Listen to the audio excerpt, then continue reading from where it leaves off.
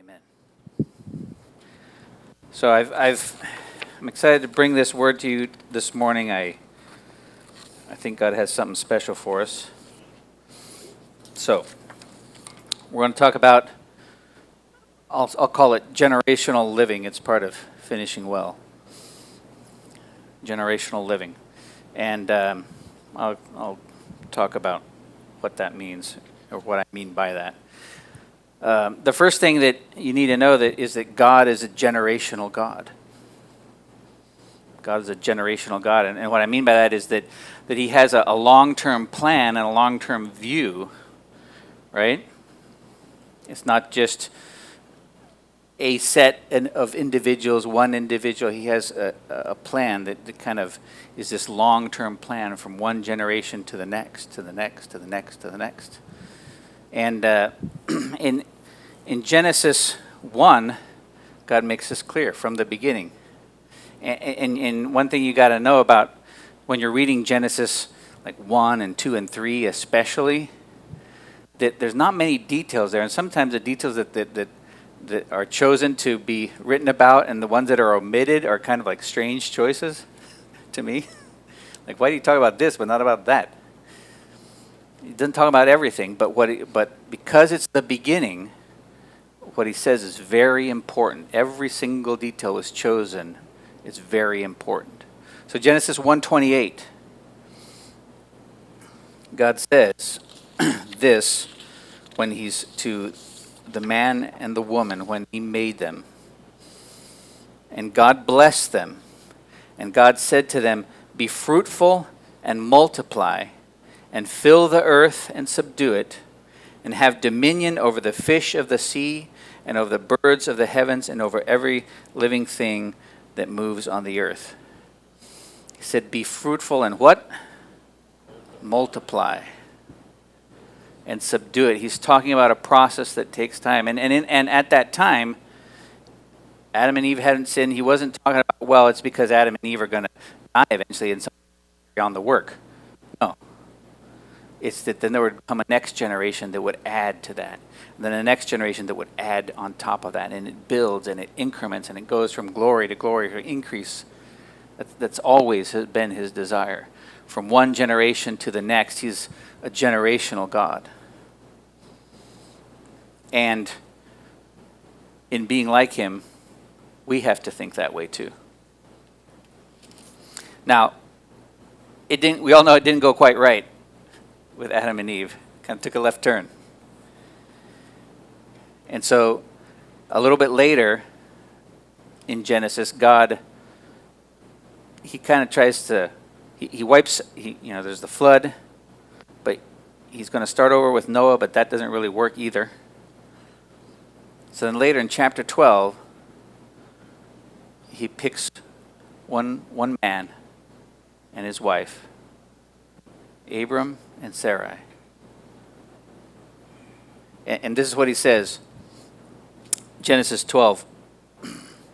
This is really important. These first three verses, it's like a hinge between part A and part B of Genesis. Now the Lord said to Abram, "Go from your country and your kindred and your father's house to the land that I will show you. And I will make of you a great nation, and I will bless you and make your name great, so that you will be a blessing. I will bless those who bless you, and him who dishonors you I will curse. And in you," here's the phrase, "all the families of the earth will be blessed." He wasn't just picking Abram to start with Abram. He actually wasn't even just picking what eventually became the nation of Israel. He said, in you, all the nations will be blessed. And we're not going to get into this part that I'm about to mention this morning, but it's worth a good meditation. If you like to sit with a cup of tea or a cup of coffee or on your porch swing or in your rocking chair, it's worth a good meditation to think about this. Who blesses the nations in this verse? And what are the implications of that? Who blesses the nations? Anyway, I'll leave that for you later on. So he makes this covenant with Abraham, but then he makes a covenant with Isaac as well, and with Jacob as well. He renews that with them in turn. And by the time the Israelites, they've gone to Egypt, some number of centuries have passed, they're enslaved, they're in a bad way, they're crying out to God. This is what Exodus says. I'll just read it to you. Or maybe it's up there, I can't remember. Chapter 2. It says that, verse 24, God heard their groaning, and God remembered his covenant with Abraham, with Isaac, and with Jacob. God saw the people of Israel, and God knew. He heard their cry, and it says his covenant with Abraham, Isaac, and Jacob. He's a generational God. It wasn't just with Abraham. He renewed it with Isaac. He renewed it with Jacob. And in fact, that's how he became known. That's how he introduced himself. When Moses sees the burning bush and he turns aside,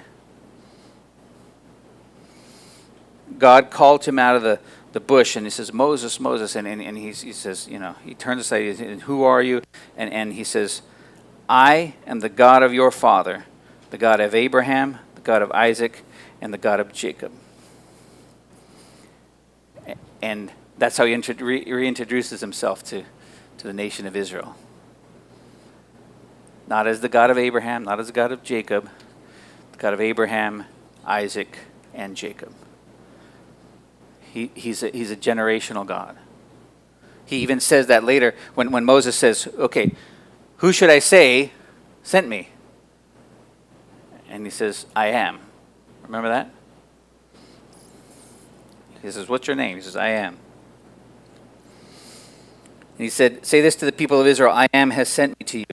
God also said to Moses, say this to the people of Israel, the Lord, the God of your fathers, the God of Abraham, the God of Isaac, and the God of Jacob has sent me to you. So not only to Moses, but to the people of Israel. He's the God of Abraham, the God of Isaac, the God of Jacob.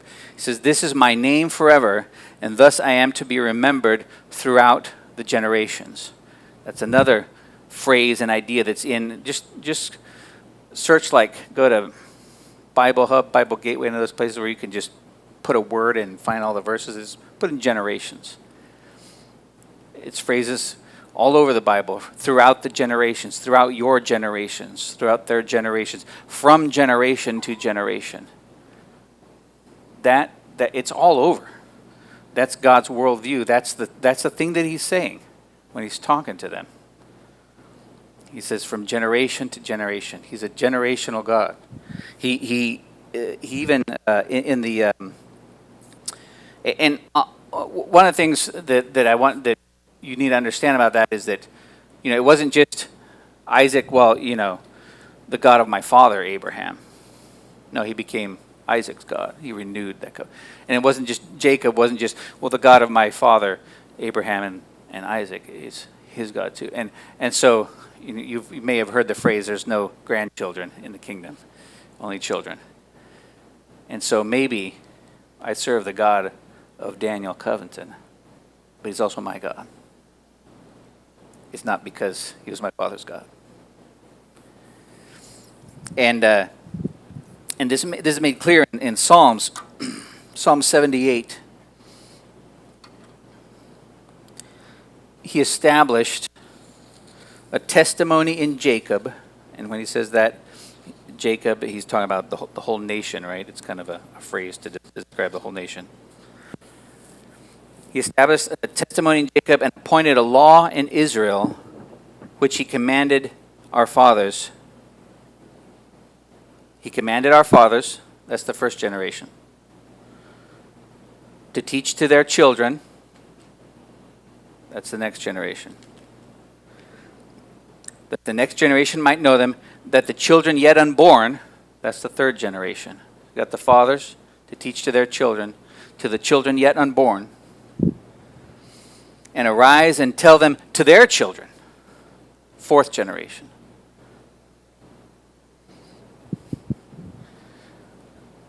Why? So that they should set their hope in God. He must be your personal God too. That is God's aim. Not forget the works of God, but keep his commandments. His aim is that this is a generational thing. And part of living for him and finishing well is having that generational thinking, that generational mindset, that generational living from generation to generation. And so, I want to give you 3 things this morning. 3 things that you can do to live generationally. And I want to add that that when I say generations here, I'm not just talking about like physical, like your physical offspring, like biological, biological offspring. But we're just talking about your spiritual offspring as well. In Romans, Paul explains that the Gentiles are also the seed of Abraham. Because what? In you, how many nations? All the nations will be blessed. And so there's, as far as I know, I mean, it's been a lot of years. Maybe I have some Jewish blood in me, but as far as I know, I don't. But Abraham is my father by a spiritual, and every one of you too. And so when I talk about this, don't just think about your biological offspring, but your spiritual offspring as well. People that you will or have, mentored, discipled, had an impact on at all. All right, ready? 3 things. 1, conquer your land now. Overcome your obstacles now. In Nehemiah, they had a whale of a time trying to get this wall built. And they were always getting attacked by people. Or either open attack, or threat of open attack, or like subterfuge, espionage type stuff, like sending secret messages to other people to try to, playing political games. And they were hit from both sides. And in Nehemiah 4, I just want to just touch on a couple things here. The enemies are saying, we're going to go up there and stop the work, right? This is another one of those times. At this point, the wall had been built to about half its height, but there were some places that were kind of still a little low, like still the weak points. And Nehemiah did this. In the lowest parts of the space behind the wall, in open places, I stationed the people by their clans, with their swords, their spears, and their bows. So in these weak places, he stationed people by their clans with weapons. And I looked and arose and said to the nobles and to the officials and to the rest of the people, do not be afraid of them. Remember the Lord, who is great and awesome, and fight for your brothers, your sons, your daughters, your wives, and your homes. So where am I going with this? Conquer your land now. Fight for your brothers, your daughters, your sons, your wives, your homes, your husbands.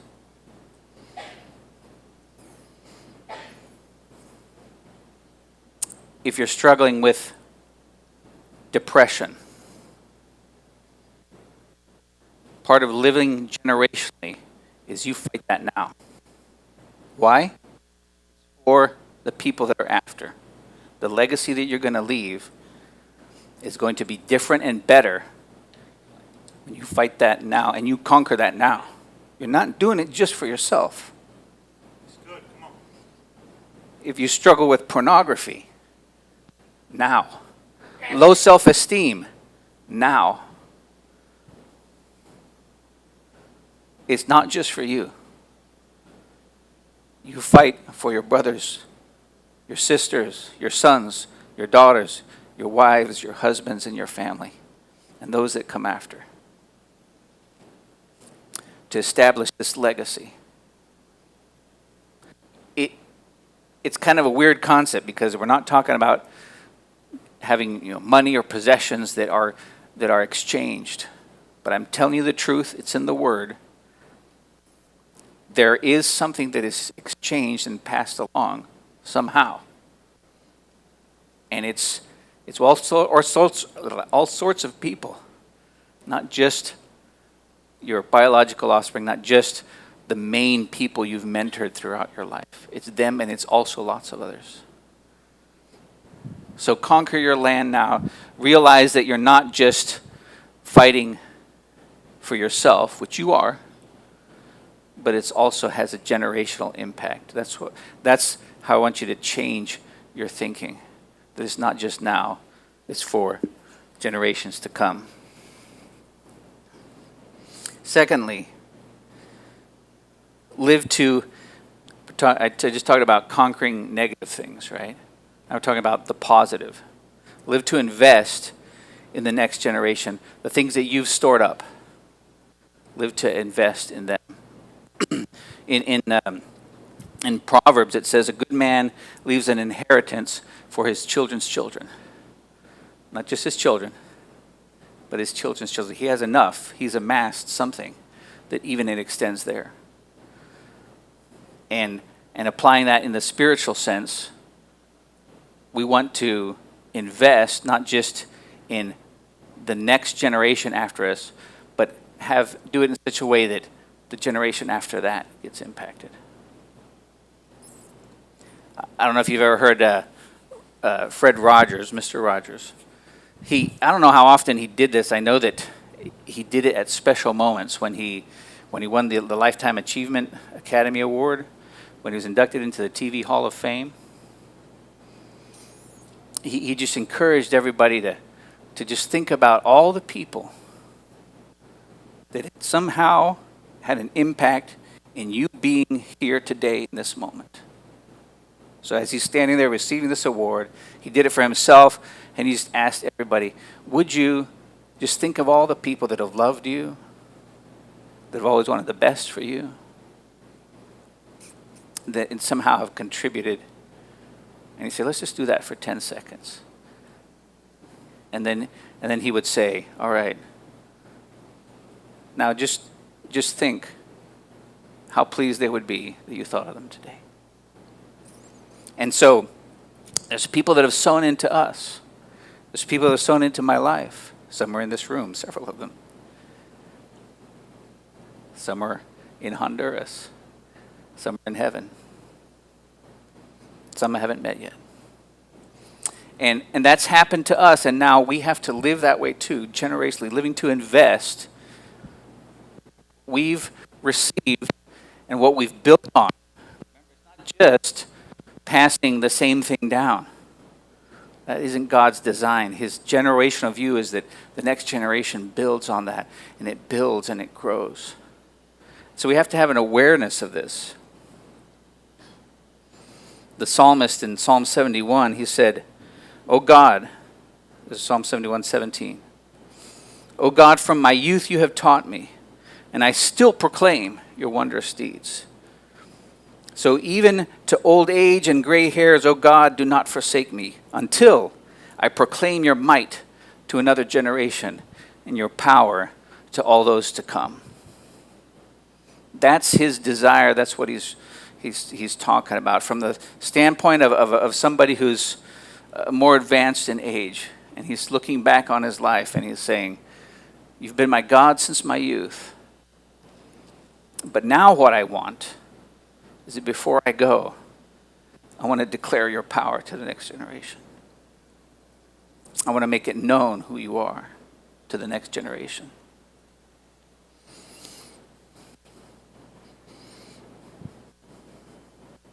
I think about that more. I'm 46. I probably have, maybe if I'm lucky at the midway point. If not, I have fewer years ahead of me than behind me. And those of you that are not in my position, like you young folks, it's never too early to start. God has no There's no minimum age to make an impact in the kingdom. There's actually no minimum age to be a father in the kingdom either. Minimum biological, chronological age.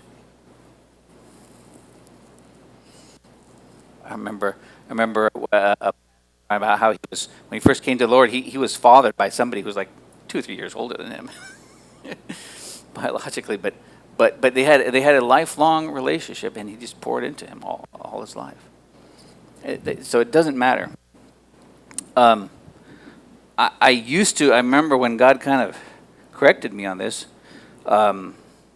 because some number of years ago, my mentality was starting to be towards the next generation. These millennials, they're just this way, they're just that way, right? These guys, they need to learn this, they need to learn that. And somebody pointed out to me that, and I was hearing it a lot around, and somebody pointed out, we can't think that way. We can't allow that kind of thinking to spread throughout the church, or else we're going to lose that generation, because we're all saying, they need to learn to, that they got to work for stuff, or they got to, get off their phones, or their whatever, right?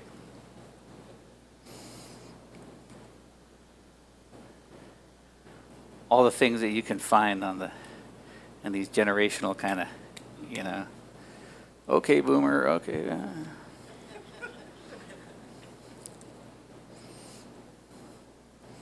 And if we want them to hear what we have to give, then we have to change our mindset too. So last thing, living for faith in the future. Talking about overcoming negatives. We're talking about investing in positives too. But there's also an aspect of this that goes beyond your life that's just faith. It's just it. It's faith. It's trusting God beyond your life, beyond anything that you can do about it. It's believing God's promises for your life for future generations.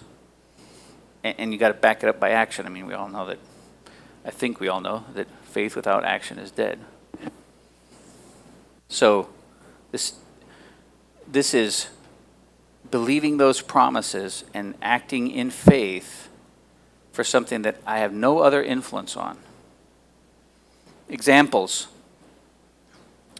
In Hebrews, a couple of things are mentioned. Hebrews 11:21. By faith Jacob, when dying, blessed each of the sons of Joseph, bowing in worship over the head of his staff. And by faith Joseph, at the end of his life, made mention of the exodus of the Israelites and gave directions concerning his bones. Go to Genesis 49 or 50, I forget which, if you want to read that account of Joseph. And it's in, I think, 47 for Jacob blessing. Joseph, it turned out to be hundreds of years before this happened. He may have known that it was going to be a while, because remember, Abraham had a kind of a prophetic word spoken to him that his descendants were going to pass through a dark time.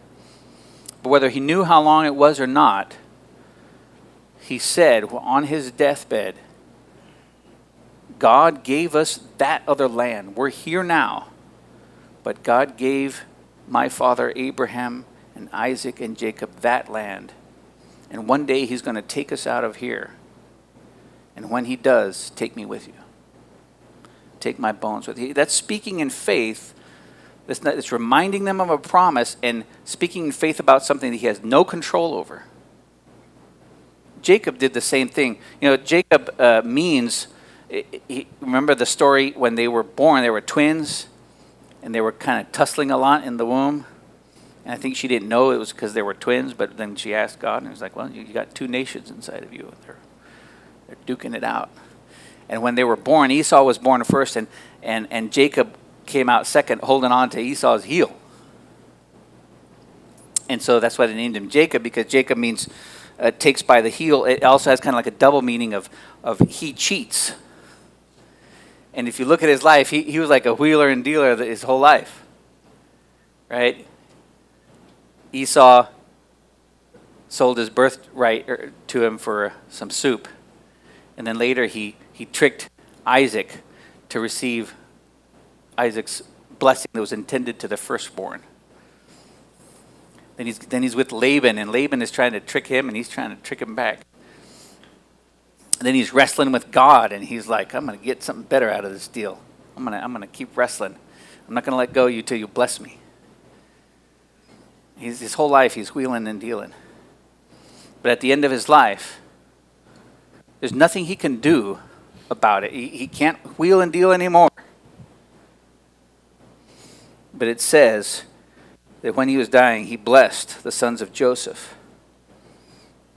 Here's that blessing, Genesis 48.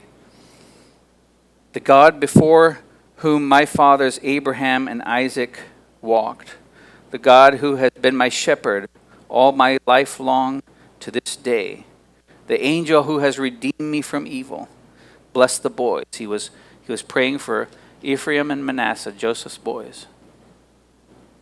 Bless the boys, and in them let my name be carried on, and the name of my fathers Abraham and Isaac, and let them grow into a multitude in the midst of the earth. He was reiterating the promise from Jacob and Isaac, from Abraham and Isaac to him that they would be made a great nation. God re-upped that promise to each of them, but he was also saying it specifically about two of his various sons and grandsons. So we have to, that's the third thing, we have to live for this future in faith beyond what we can impact by our direct actions, by any like wheeling, by any hey, can you do this? But there's no advice that he could give. There's nothing that he could do to make that happen.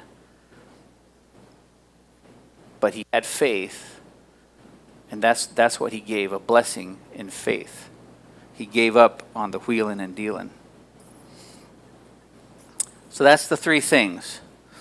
And I'll just close with this. 100 years from now, when we're all gone, when, in my case, probably most of the people that knew me personally are also gone. Maybe not all, depending on how long I live and my kids and my grandkids.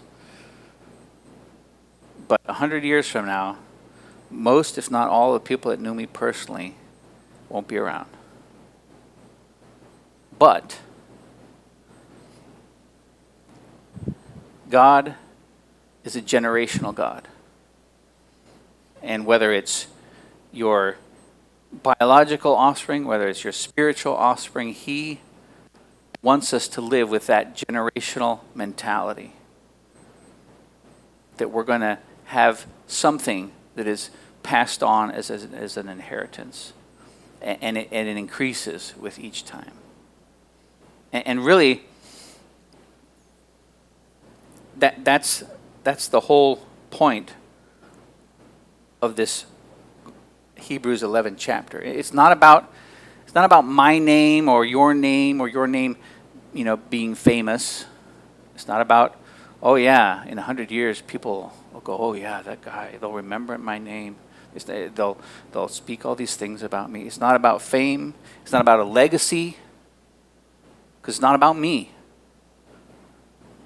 It's about living my life in such a way that has a multi-generational impact. And the writer of Hebrews is making that point in Hebrews 11. And he goes to great lengths to talk about all these guys. And he starts out kind of in detail about Abel, about Enoch, he just talks about all these, Noah and Abraham and Isaac and Jacob and Sarah and Moses. And eventually he's like, okay, I could go on, but I'm running out of time. Like me this morning. But he says, I can't tell of all these other folks, but there's all these other folks that did this stuff that were that in faith did mighty things, in faith also suffered, all looking forward to something. And then he says this. Sometimes we stop at the end of Hebrews 11. Hebrews 12.